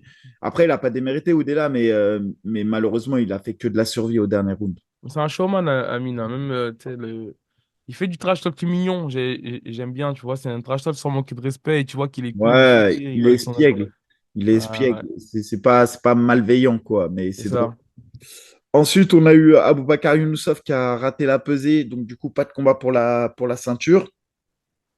Bon, après, lui, il a roulé sur son adversaire, mais vraiment, il lui a roulé dessus, domination totale. Mais pour autant, il n'a pas réussi à À trouver la finir. finalisation. Ouais, c'est assez dommage aussi. Et c'est dommage, malheureusement, je ne sais pas de combien il a raté le poids, mais c'est assez dommage qu'il ait raté le poids parce que prendre une ceinture pour son quatrième combat au RS, c'était un signal fort, on va dire, entre guillemets. Mika, je crois que ça a fait de lui quand même le champion. Enfin, il est toujours champion intérimaire, hein. Ouais, mais bon, comment dirais-je, là, c'était un combat pour le titre, tu vois, il Mhm. aurait pu le compter comme une Mhm. défense de titre officielle, tu vois. Enfin, Ouais. c'est assez dommage pour lui, parce que même dans le ranking, je pense que tu prends plus de points quand tu défends ta ceinture officiellement que tu ne la défends pas. Ok, Je sais pas ouais. trop comment ça marche, mais même de le voir en synchrone, c'est prendre de l'expérience, tu Ouais, c'est vois. vrai, c'est vrai. Mais c'est bien que je Et pense qu'il ait aussi fini ce combat-là, la décision. Parce que lui, il a toujours en général Ah, justement, tu vois, le fait de faire synchrone, ça lui aurait permis de voir c'est comment vrai. il se comporte au quatrième, cinquième. Ouais, ouais, c'est vrai, c'est vrai. Enfin, je pense que c'est juste dommage. Après, on l'a bien vu, hein. Son adversaire était très dangereux au premier round. Il a bien compris qu'il Ouais, fallait être agressif pour avoir une chance de gagner. ouais, Mais ouais. Younousov, il n'a pas paniqué, il l'a Mais géré. en plus, tu sais, même pour avoir été en gros, parce qu'en fait, on faisait nos sparring à peu près au même moment et tout ça, au même endroit. Dis-toi que, genre, les 4 dernières semaines, il pouvait même pas utiliser son bras arrière. En fait, il a eu, je crois, une sorte de fracture ou une entorse, et vraiment, genre, son bras arrière, il était vraiment pas disponible. Donc, tu sais, il a quand même, il a pas décliné le combat, tu sais, il a été jusqu'au bout, donc, tu vois, c'est bien, quoi. Ouais, c'est ce qu'il a dit aussi. Et lui aussi a un beau discours de fin, plutôt qu'appelé à l'apaisement dans le monde. C'était sympa. Franchement, belle victoire, beau discours. Ensuite, comme event, j'ai mon AB qui, premier round, il arrive, il met presque KO Boukishou.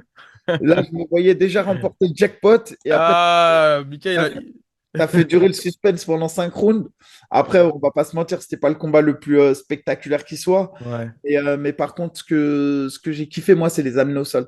J'ai trouvé qu'il y avait une belle variété d'amener au sol et une lutte en chaîne, l'air de rien. Tu vois, ça prenait à single, ça crochetait, ça marchait pas, ça partait. Après, au sol, je te connais, donc je savais que tu allais travailler sur la Mhm. Kimura. Il a bien défendu, hein, quand même, la Non, Kimura. sincèrement, il est résistant. Il est résistant quand même. Et même, je sais plus si c'est pas à la fin du deuxième round, il prend presque la montée, je crois, hein. C'est lui qui finit sur toi. Je sais plus si c'est. Deuxième round, il Non, m'emmène, mais j'ai réussi à il me t'emmène après, relever. au dernier moment, tu arrives à te Ouais. retourner. Exactement. Mais non, non, bien géré mon IB, tu m'as fait kiffer. Et du coup, on regardait. Et ma question, c'était, imagine, il te donne C, tu reprends là pour la revanche? Bah, le problème, c'est que Sage, actuellement, il est avec nous, en fait. Il s'entraîne avec Ouais, nous c'est pour ça maintenant, que je tu te vois. demande. Donc, Donc, c'est fini. bah, compliqué parce que, en gros, où est-ce que je ferai ma prépa et où est-ce qu'il fera sa prépa, lui, tu Ouais, vois, c'est parce plutôt que, lui. C'est donc, plutôt lui. Où est-ce qu'il fera sa prépa que toi, quand même? bah dis-toi que, non, mais il a implanté maintenant MMA Factory. Tu vois, il donne des cours au MMA Factory Infinity. Ouais, donc c'est pas. Pour l'instant, tu Ouais. sais pas du tout. La Pas du... suite, Ouais, non, non, non, moi, comme je t'ai dit, comme j'avais dit, il me semble, un RS en septembre. Donc, écoute, on me propose de défendre le titre en octobre. Je le fais, hein, tu sais, donc, à voir. Après, je pense que ça va être un combat face à un international. Franchement, pour le moment, je ne sais pas du tout ce qui va se passer. Mais en gros, voilà, va falloir se tenir prêt et chercher à avoir des axes d'amélioration et continuer à progresser, quoi. ok. Donc, voilà. Ensuite, on a eu Axel Sola face à Dagir Imavov. Un main event qui, bah, sur papier, on savait que ça allait être bien. Je voyais Sola avoir l'avantage sur le côté athlétique, puissance et surtout au niveau du cardio. Vraiment, je savais qu'au niveau Ouais. du cardio, Sola, ça allait être compliqué. Et bah, après, on connaissait Dagir, on sait que il te touche une fois en anglais, c'était cuit. Et ce qui est marrant, c'est que le combat, bah, il a répondu à ça. C'est-à-dire que premier round, tu as Dagir qui, bah, pour moi, qui a mis KO Sola presque. Et franchement, l'arbitre, s'il avait arrêté le combat, ça aurait pas été un vol, hein. Franchement. Mais, C'est pas... Franchement, c'est là que tu vois que l'arbitrage ouais. de très haut niveau, c'est quand même important des fois. Parce que je pense que 99% des arbitres arrêtent le combat. Euh, Ouais, c'est fort pour voilà, parce que c'est vrai que t'as des fois, t'as des moments où en gros, t'as Sola qui relâche, il a la tête qui tombe, mais il revient dans la même fraction de tu sais, seconde. même à un moment, il y a un genou aussi. Oui, Et peut-être que c'est à ce moment-là même que les arbitres auraient dit, bon, bah là, c'est trop, tu vois. mec, Et bon, bah, bref, en tout cas, l'arbitre lui laisse la chance de revenir. Et au final, bah, on voit que le cardio de Sola et son travail méthodique, parce que c'est. Mika? Ouais, Ah, excuse-moi, attends, j'ai eu un appel. T'es toujours là? ouais, c'est bon. Juste, je mets ne pas déranger. J'espère que ça va pas couper. Ok. Non, je pense pas, hein. On voit le travail méthodique comment dirais-je, de Sola. On voit pour moi qu'il reprend le deuxième round. Voilà, il arrive à reprendre le deuxième round. Et en fait, au deuxième round, on voit un Sola qui vient coller, etc., mais qui ne crée pas beaucoup de dommages, Mhm. en fait. Mais est un Dagger qui est, lui, plus dans la recherche du dommage, mais qui, au final, se fait quand même Ouais. dominer trop nettement dans le temps, on va dire. Ouais. Mais, attends, juste pour revenir, en fait, moi, tu sais pourquoi je suis content du draw? Parce que les deux, ils sont super forts. Les deux, ils ont un avenir prometteur. Les deux, je les kiffe. Et au moins, les deux, ils ont pas de rouge. Je te jure que donc pour Ouais, ça, je suis mais content. justement, j'allais y venir à la décision et pourquoi moi aussi, je trouvais que quelque part, c'était une belle récompense pour l'un et l'autre. Après, on a un troisième round qui est très disputé pour moi, mais vraiment très disputé. Et tu vois, c'est un round que tu pourrais scorer presque draw, entre guillemets. Tu peux le donner à l'un, tu peux le donner à l'autre ou Mhm. tu peux le mettre draw. Sachant qu'on est dans un round de championnat, entre Ouais. guillemets, c'est-à-dire un combat pour le titre, tu n'as pas le droit de scorer un round draw. Et donc, forcément, bah, si c'est un round draw, tu le donnes à l'avantage du champion. Oui, cela, ouais. Et donc, c'est pour ça que ça ne me choque pas que le round il soit scoré à cela, mais ça ne me choque pas non plus qu'on puisse le donner à Daguerre. Vraiment, je trouve que le troisième round est très disputé parce que Sola il est en maintenant, enfin, fait le combat entre guillemets, amène au sol, etc. Mais on a un Daguerre qui crée plus de dommages.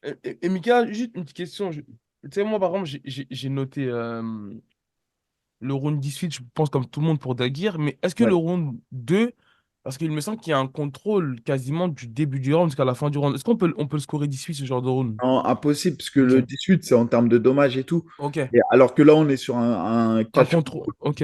Ok, Tu ok. vois, tu peux pas noter sur ça. D'ailleurs, si tu te souviens du combat Ibra Mané contre le lutteur, à un moment donné, Aishkanov. tu as le lutteur, il essaie de contrôler Mané pendant 4 minutes 30, mais Mané, il lui met des dommages et on donne le round à Oui, oui. Mané. Ok. Et là, Daguerre, c'est pareil. Il y a une petite action dans laquelle c'est lui qui crée le dommage. Donc, limite, je pourrais te dire presque, si tu es vraiment sur les critères stricts et archi dur, Ouais. mais non, non, pour moi, c'est un 19 de cela. Ensuite, comme je t'ai dit, le troisième round très disputé. Le quatrième round, je trouve que c'est l'un des rounds le plus à l'initiative de. Je pense que c'est le meilleur round de Sola, le Ouais. quatrième. C'est-à-dire que tu as un Sola qui prend le dessus sur le combat, qui peut-être le round dans lequel il met le plus de dommages. En anglaise, il arrive à toucher Mhm. Daguerre. Et je pense que Daguerre, à ce moment-là, ça va être très compliqué pour lui, tu vois. Ouais. Et au final, on a un cinquième round où Daguerre, il revient de ouf. Et il reprend le round facile, le cinquième round, tu vois, il n'y a même pas de discussion. Ouais. Et donc à la fin, bah, ça fait 18, 9-10, 9-10, 9-10, 19. Et donc, du coup, bah, tu as un draw. Ouais, T'as un 47-47, draw. parce que c'est ce que j'ai compté. Ouais, Mais moi aussi, c'est comme ça que je le scorais. Après, comme je te dis, le troisième round, j'avais des vrais doutes sur le fait qu'il puisse aller à l'initiative de Daguerre. Maintenant, comme c'est Axel Sola le champion et que le troisième est très équilibré, bah, c'est vrai que normalement, tu donnes toujours à l'initiative du champion. ouais.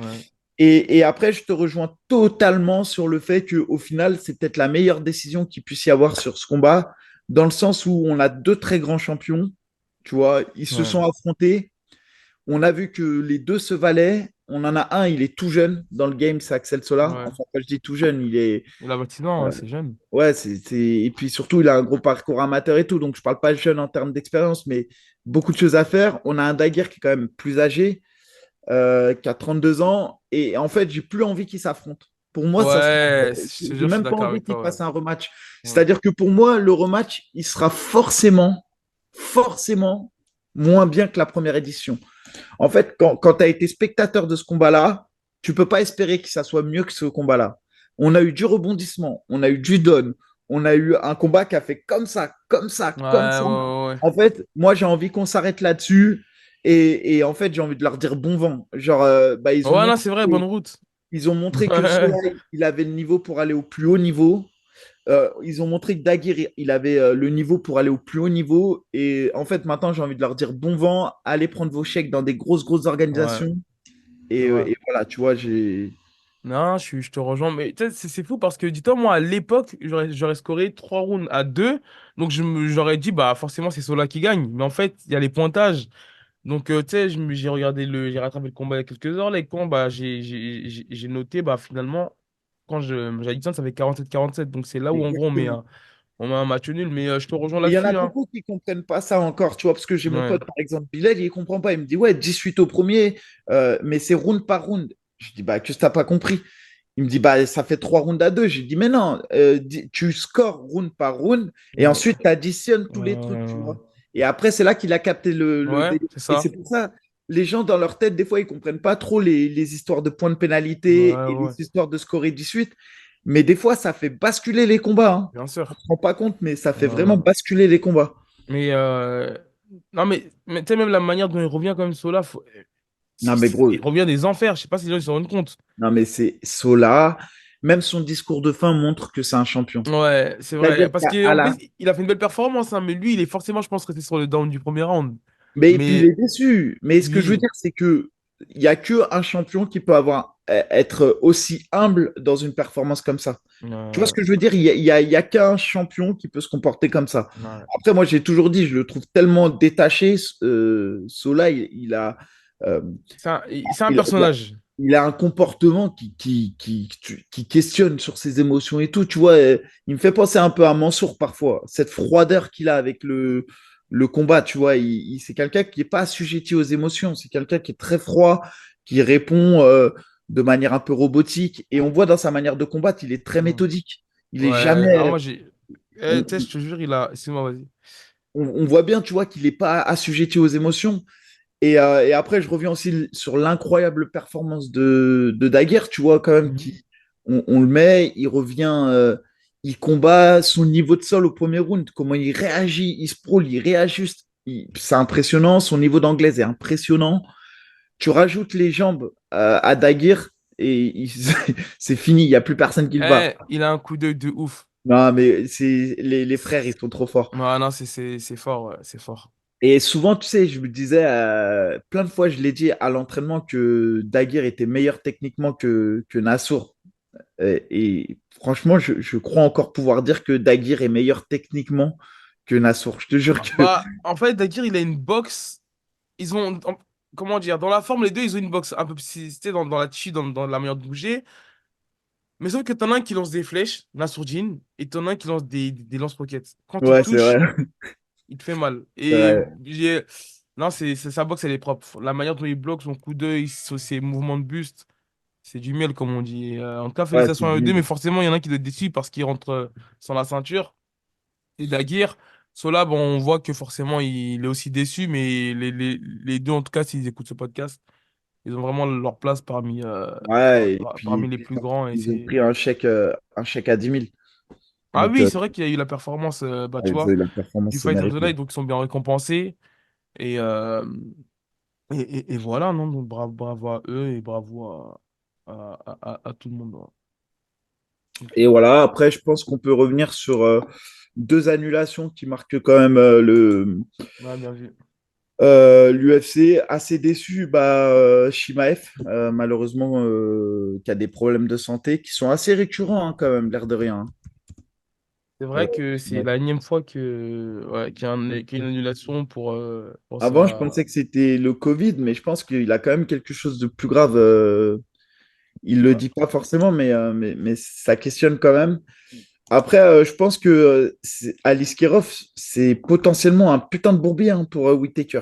Bah, et tu sais, je trouve que c'est un peu dur pour l'UFC de faire ça à Whittaker, je te jure. Parce que, bon, après, soit après le combat, on dira, bah finalement, en fait, il n'y avait pas photo, mais t'imagines s'il se fait détrôner. Sachant que Alice Kerv, qu'il est même pas classé. Ah ouais, non, Whittaker, c'est un ancien champion. Tu sais, je trouve que c'est un petit peu dur de ne pas laisser le choix. Après, il y a eu après, sûrement des discussions. ils ont fait un choix aussi qui est lié au fait que ça soit en Arabie Saoudite, donc forcément, C'est ils vrai. privilégient les combattants russes et Ouais, c'est peut-être vrai. proche Arabie, mais tu regardes dans la KTD 84, en vrai, il y avait qui? C'était Soana Sourdine qui vient de combattre et il a aucun. Enfin, c'est trop risqué comme Oui. pari, je trouve. Derrière, tu as Shimaev, bon, bah, pull out. Et du coup, bah, il reste qui? Il reste forcément Aliskerov, quoi. Et bon, voilà, je Ouais. trouve que c'est potentiellement un. Comme tu l'as dit, lui, il a rien à perdre, Aliskerov. Il va venir, il va essayer de faire le poids. Et voilà, je pense Ouais. que son premier gros combat, ça va être de faire le poids. Et par contre, pour Whittaker, comme tu l'as dit, c'est un peu galère, quoi. Parce qu'il affronte un mec qui a 2-0 à l'UFC. Potentiellement, ça reste archi dangereux en face de lui. Il a tout à perdre dans ce combat. Ouais. Maintenant, il fait partie de ces grands champions, Whittaker, qui a jamais refusé personne. Et tu vois, Whittaker, c'est quand même le mec, il est venu à UFC Bercy contre Vettori. Tu sais même pas pourquoi ils l'ont. Tu vois, c'était pour faire briller Vettori de base. C'est lui l'Italien, tu vois. Et Whittaker, il a accepté, il a pas Ouais. bougé, il l'a pris. Et voilà, Whittaker, il fait partie de ces grands champions. Ouais. Et j'ai hâte de voir ce combat. Mais Et ensuite, tu sais qu'il était programmé sur l'UFC d'hier, de base, Alice Kerov. non, je me souviens pas, tu vois, je ne C'est vrai savais qu'en pas. fait, comme tu Ok. parlais du poids, en fait, Ouais, d'accord, ok. il était programmé Ouais. sur l'UFC d'hier contre Antonio Trocoli. Donc ça veut dire Ok, que bah, d'accord. ça lui laisse une petite marge un peu pour perdre le poids. Et enfin, Ouais. il a continué sa préparation, en fait, quoi. Ouais, ok, d'accord, ouais, il a prolongé de une Ouais, c'est semaine. ça. Ok. Bah, tu vois, je n'avais pas calculé. Et Euh, ensuite, bah, sur cette UFC, j'ai pas plus de choses à dire. Et après, évidemment, l'UFC, après, on s'y attendait un peu, je trouve. Tu sais, franchement, le retour de Connor, moi, je savais qu'il allait se passer quelque chose. La conférence de presse annulée, ouais, le fait que tu le voyais en soirée faire la fête. ouais, Tu sais, j'ai l'impression, moi, il y a un truc qui s'est cassé autour de Connor. Après, moi, mais, j'ai jamais fait partie, pour être très honnête, de ses fans inconditionnels, tu vois. mais Mais je trouve qu'il y a même une médiatisation un petit peu forcée. C'est-à-dire que la moindre sortie médiatique de Conan, t'as tous les médias, même français, hein, tu sais, qui vont relayer et tout. Tu sais, par exemple, à un moment donné, et je te jure, j'ai même été. attends 2 secondes, AB. Tu peux Vas-y. faire pause. C'est bon, hey. Bon, ouais, c'est bon, ça reprend, mais j'ai perdu le fil. Si tu disais, il y a une médiatisation Ah forcée. oui, de Connor, tu sais, il y a quelques temps, il avait fait une sortie, même pas, une vidéo où je crois que c'est le jour de l'an, il boit du whisky et il dit, ouais, allez, 84 kilos, Chandler, faisons-le. Et genre, t'as même RMC qui dit, bon, après, forcément, ta clique, mais t'as tous les médias qui relayent, ça y est, Connor est de retour. Mais je me suis dit, mais comment vous pouvez vous fier, en gros, à une vidéo où il est sous alcool? Et Non, mais je te jure, Connor, j'ai c'est pas que compris. ça. Mais je te jure, écoute, les gars, Conor McGregor, il n'a pas gagné de combat depuis 2020 et son combat, c'était contre Donald Cerrone. La dernière victoire en date hein, qui est marquante de Conor, c'est contre Eddie Alvarez. Elle date de 2016. UFC 205. 2016, gros. On est Connor aujourd'hui Prime. on est aujourd'hui à l'UFC 303. C'est presque Ouais. 100 événements numérotés après. Euh, On est 8 ans après Mais l'événement. c'est une nouvelle génération et les gens ne se rendent pas compte de ça, je crois, Mika. Et en fait, les gens, ils restent dans le passé, tu sais, ils veulent revoir ce Conor McGregor-là. Ouais, Dé- mais ouais. Non, mais juste déjà, en gros, j'avais à peine espoir déjà qu'il performe contre Poirier lors de la revanche, encore moins lors de la trilogie, et on voyait qu'il avait plus la dalle. Est-ce que les gens ils se rendent compte que en gros, Conor, il était en gros, je crois que c'était à Abu Dhabi ou Fight Island, je sais plus. Et en gros, en fait, quand tout le monde est dans son hôtel, lui, il était sur son yacht. Genre, je sais pas si les gens se rendent compte que il était sur son yacht plutôt que d'être à l'hôtel avec tous les combattants, à s'entraîner avec ses coachs, il était sur son yacht. C'est une forme de réussite, bien sûr. Mais ça montre que tu es dans une autre sphère maintenant. Donc, moi, personnellement, le Conor, bon, j'aimerais bien le revoir en conférence de presse parce que là, tu parlais de la performance contre Elie Alvarez. Et ça, je me rappelle quand il arrive avec sa veste, qu'il prend la ceinture. C'était divertissant. Mais comme tu as dit, ça fait 8 ans. Là, Ah c'est une nouvelle ouais, génération. Mais non, mais divertissant, moi, j'ai pas de souci avec ça. Tu vois, tout le monde le voit. Maintenant, quand tu vois des combattants, je sais pas, comme José Aldo. José Aldo, il a fait une perf incroyable au mois de ouais, mai contre Jonathan Martinez. Tu vois ce que je veux dire? José Aldo, il a encore. Tu regardes ses performances, le ouais, mec, je crois, il est huitième ou neuvième dans le classement Bantam. Faudrait que je regarde, mais le mec, il est encore top 10 dans sa caté. ouais. Tu vois ce que je veux dire? Ça, c'est des combattants. Ça, c'est des gars qui performent encore. Euh, euh, Comment dirais-je, Connor, le problème, c'est son hygiène de vie. Tant que les gens n'auront pas compris que le problème de Connor, c'est lui-même, c'est son hygiène de vie. Et puis Et même Mika, quand, regarde. Ouais. quand tu as passé 8 ans à boire de l'alcool, à prendre de la coke, etc., bah, tu peux pas espérer que tu reviens au haut niveau, c'est pas vrai. Mais bien sûr qu'il y a ça, il y a aussi le facteur, il est tellement plein aux as. Il a, en fait, même avant qu'il perce, il avait mis un tweet, je crois qu'il date de 2013 ou 2010, où il disait, en gros, lorsque j'aurai ma ceinture noire, champion, et que je serai millionnaire et tout, en gros, ça y est, ses objectifs, ils ont été atteints. Félicitations à lui, il est black belt, il a deux ceintures à l'UFC, il est multimillionnaire. C'est... il est apparu dans le classement Forbes à un moment donné, 2020 ou 2023, entre ces dates-là. Qu'est-ce que tu veux qu'il fasse maintenant? Ah non, moi, mais Tu gros, en vois? termes de réussite, de termes de business, il a fait tout ce que tu pouvais faire. Ouais. En termes, moi, je pense, de réussite sportive, en termes de legacy, je trouve qu'il est bien en dessous de certains combattants par rapport à la renommée qu'on lui donne. Alors, on me dira toujours, oui, il a révolutionné, il a mis le MMA sur un monde. Pas de souci, il a participé au fait que le MMA se démocratise, etc. Il n'y a aucun problème avec ça.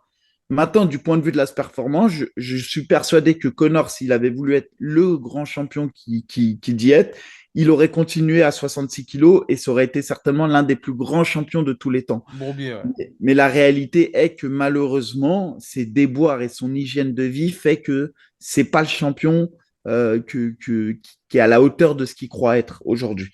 Et je pense que lui, il vit dans la nostalgie de ce qu'il a été. Je te jure.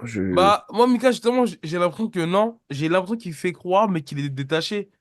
Et justement, je pense que c'est plus les fans qui vivent dans la nostalgie, justement. Même quand je te parlais des médias qui relaient les informations, en fait, j'ai l'impression que c'est ces gens-là, enfin, c'est tous les fans, les médias qui vivent dans la nostalgie et qui veulent, en fait, justement, peut-être faire des clics en parlant de Conan, mais ça marche, je pense que ça ne marche plus. Comme je dis, il y a une nouvelle génération qui a émergé, il y a des nouveaux champions, il y a même un nouveau style de combat. J'aurais du mal à le voir performer encore et encore moins à le voir de retour. Après, peut-être qu'on l'aura vraiment, ce Conor vs Chandler. Et je me dis, pourquoi pas sur la même carte que John Jones, Miocic, parce que je pense que l'UFC veulent vraiment organiser ces combats-là, ils veulent vraiment faire ces combats. Donc je pense que ça va se faire. Maintenant, moi personnellement, ok, je regarde, hein, mais je suis pas là à analyser non plus le combat, parce que pour moi, il y a rien à analyser. Mais bon, on verra. Euh, Mika, je crois qu'on est presque à 2 heures d'émission. On a bien rattrapé notre retard. Ouais, après, j'ai fait. Merci en tout cas à tous ceux. J'ai fait une sorte de carte de mes rêves de l'UFC Ah, Fight Night à ah, Paris. attends, Et, parce que c'est vrai que j'ai vu passer le truc, mais j'étais en Fight et, Week, donc j'ai et- pas. et franchement, vous avez bien réagi et tout, ça me fait plaisir. J'ai mis un peu mes combats favoris, tu vois, genre la carte rêvée. Et j'ai fait, encore une fois, j'insiste, pourquoi Manon, elle apparaît pas sur la carte? Parce que je suis persuadé que Manon va combattre pour la ceinture une semaine avant au Mexique. Ah, t'as mis Morgan vs. vs Gomis? ouais. Ouais, parce que pour moi, hein, je parle de moi encore une fois, je parle pas de. Pour moi, ça, c'est le combat que je rêve de voir. Ils se sont un peu écharpés en conférence de presse, il y a une petite rivalité entre eux. Bah, il y a déjà eu, ils se sont déjà affrontés dans le temps. Et voilà, aujourd'hui, ils sont tous les deux à l'UFC. Et je parle pas de. Je sais pas si l'un et l'autre, ils ont envie de s'affronter. Mais moi, en tout cas, je sais que si ce combat-là se fait, ben, je mets n'importe quel Français à me dire qu'il prend pas les pop-corn et qu'il regarde pas le Bah combat. oui, Non, forcément, mais ouais. voilà, c'est. Après, il y a ce combat-là, Michael Adjarouj Leblond aussi. Après, j'ai mis Mickey Gall, je crois, contre Baki. Je trouve que c'est un combat qui est intéressant. J'ai mis Panik Tuanzad contre Nora. Saint-Preux contre Omar Sy. Klein contre Faresiam. Ouais. Taylor contre Raoul Rosas, mais même si je sais que Raoul, il combattra au Mexique. Ouais. Bref, j'ai T'as mis des mis bonnes. Buckley Juice, Imavov Strickland, Ouais, Saint-Denis Buckley, je sais. Fiziev, John Exactement. Almeida. Eh, mais t'as un pressing d'Almeida. Mais je trouve que c'est n'importe quoi. Après, on va pas s'étendre là-dessus. Mais tu sais pourquoi? Parce qu'il est même parti commenter un tweet de Fernand Lopez en mettant. Ou ouais, de Fernand en mettant. Non, en gros. Après, tu sais, il identifie Mike Maynard, Sean Shelby, Dana White. Mais je me dis, mais où est-ce qu'ils sont, les managers à ce moment-là? Genre, moi, demain, je suis manager. Mon gars, il a l'UFC. Il est dans le top 5 des poids lourds ou peu importe la catégorie et il va faire un pressing comme ça. Mais je me dis, gros, t'es con ou tu fais exprès là? Ouais, T'es en train de nous faire passer. Mais tu sais, c'est comme. Non, ouais, je vais pas prendre d'exemple. Mais tu m'as compris, mais je vois pas en fait l'intérêt. Il y a un si, j'ai matchmaker et compris. un T'aurais pu manager. aller au bout. T'aurais pu aller au Pourquoi tu vas pas au bout, Ebi? Non, non, ça c'est pas nécessaire. En fait, non, mais il fait un pressing de ouf. Donc je pense qu'on se dirige vers un Almeida.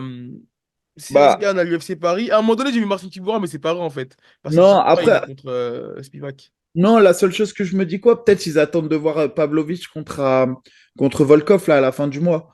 C'est ce que je me dis, tu vois. Ouais, mais Parce que, oui, ouais, oui, oui. Ouais, à mon avis, ils hésitent entre Almeida et Pavlovich ouais. et ils attendent de voir qui va gagner, là, à la fin Ouais, du surtout mois. qu'il y a Curtis Blade aussi. Bon, moi, ça, c'est au mois de juillet, donc je Non, pense pas mais que. Curtis, ça, j'y crois pas trop, tu vois. Enfin, Ouais. si Curtis y perd, là, je le vois pas mettre en septembre contre Gann. Et Parce je que, crois ouais. ouais, je sais pas. Non, Mais je crois qu'on a fait le tour, Mika, hein. À part ouais, ça, c'est bon, y a gros. pas de croustilles en ce moment? Bah non, en gros, hein, franchement, non, j'ai pas de croustille. Je te dis, non, franchement, il n'y a aucun croustille. On a encore de croustilles, mais Aucun croustille. Faudrait qu'on enquête sur le fait que potentiellement, au KSW, le main event, on se dirige sur une opposition franco-française. J'y crois de plus en plus. ouais. Faudrait qu'on regarde. Mais c'est tout. Non, Ok. non, c'est la seule chose. Et après, bah non, non. Non, bah, en tout cas, nous, on arrive avec de la nouveauté et c'est réel. Là, Allez, si, il y a quoi en croustille? Il y a eu l'affaire Voirin BSD volet numéro 2, mais c'est pas un croustille, c'est déjà sorti. Tu sais, Voirin, il a dit, ouais, faut que tu me donnes mon chèque. Ça m'a fait Ah ouais? rigoler. Ouais, t'as pas vu la vidéo? Non, j'ai Il a- vu un extrait sur Gong, là, Instagram, mais Bon, en gros, il a dit qu'il n'a pas été payé du ah. combat de BSD Eh, contre Poirier. il y a un truc qu'on peut pas reprocher à Daniel Warren, c'est qu'il est vraiment franc. Tu sais, Ah tu bah, vois qu'il parle, c'est spontané quand il parle, tu sais, il n'y a pas de préparation, il est la nature peinture. ah ouais, lui, il Et est ça, on peut pas lui nature, reprocher, comme mais tu dis. bon, c'est vrai que j'espère qu'en tout cas, que, voilà, que cette histoire va se régler. Non, bah, eux, à mon Bah, avis, ils sont pas prêts de ouais. retravailler ensemble. Ouais, là, je Euh, pense que. en tout cas, Même, je me demande comment. Après, tu sais, parce que Leto, il est quand même archi proche de BSD, tu vois. Je sais pas quoi. Et Leto, il partage les vidéos de Voirin. Je me dis, je sais pas comment. Je sais pas ah comment là ils là, font, mais tu vois. c'est... Bah, en fait, j'arrive pas. Tu vois, il doit avoir le. Entre guillemets, tu vois, il doit pas être bien. Il y a son entraîneur, il y a son pote. Ouais, ouais, Ça ouais, doit non, être difficile à gérer. c'est vrai, c'est vrai. Et bah, Et écoute, si on peut passer un message, allez voter. ouais. Sinon, AB, c'est fini. Tu vas rentrer Euh, chez AB. C'est une galère. Non, je voulais racheter une dernière chose, moi, je crois, mais non, je crois que c'est bon, hein. Non, c'est bon, on a tout Non, dit. c'est bon. Ouais. Bah écoute, Mika, content en tout cas d'être au retour. On va être un peu plus régulier. En plus, là, on aura du nouveau et c'est réel. C'est réel. C'est juste qu'on était en stand-by, mais restez connectés. Et Mika, les gens, ils demandaient si tes chiffres, c'était vraiment vrai, tes chiffres. bah, je te jure, écoute. En plus, il me reste encore un bon petit paquet. Non, mais sinon, c'est sûr, c'est vrai, c'est des chips Bio. non, protéinés, en gros. Ah ouais, ouais, c'est ça, protéiné, ouais, bien sûr, Je ouais. crois que c'est 80 calories le paquet. Évidemment, évidemment.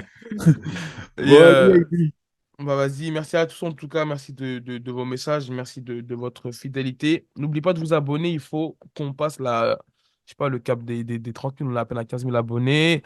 Même si les vues elles augmentent, c'est bien, mais voilà, continuez de faire commenter là pour le référencement, comme disent souvent dans les commentaires, de liker, de partager, de donner vos avis. Et si vous souhaitez voir un invité dans le Weekend AB Show, n'hésitez pas.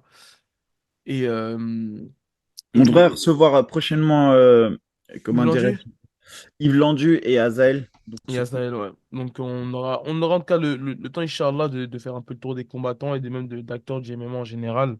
Et vous proposer toujours plus de croustilles dans la joie, dans la bonne humeur et dans l'objectivité. Ça, c'est Bon, ça, c'est notre. pas toujours notre fort, mais, mais on essaye.